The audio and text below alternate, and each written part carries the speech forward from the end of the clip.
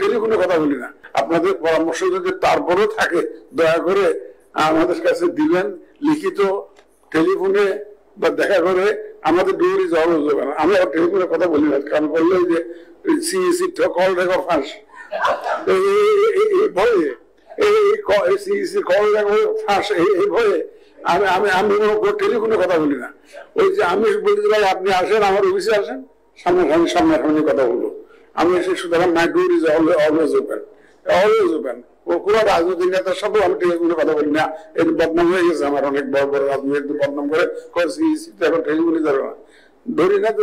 কারণ আমি জানি ধরি না যে আমার তো কদিন পরে লিক করে দিবেন। সুতরাং ভয় আর ধরি না, সোশ্যাল মিডিয়া।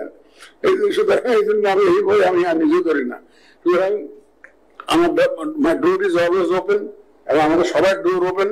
আপনাদের সাজেশন যে কোনো মুহূর্তে, যে কোনো সুপরামর্শ আমাদের কাছে ওয়েলকাম। এটা আপনার 33% কথা আপনি গ্যারান্টি দিতে পারি।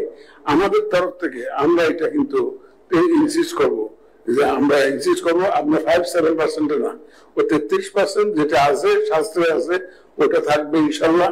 এটা আমরা কিন্তু এখানে স্টিক করবো। এটা আপনার নির্ভয়ে আপনি এটা আপনার কমিউনিটিতে আপনি মেসেজটা দিতে পারেন, আমাদের কমিটমেন্ট থাকলো।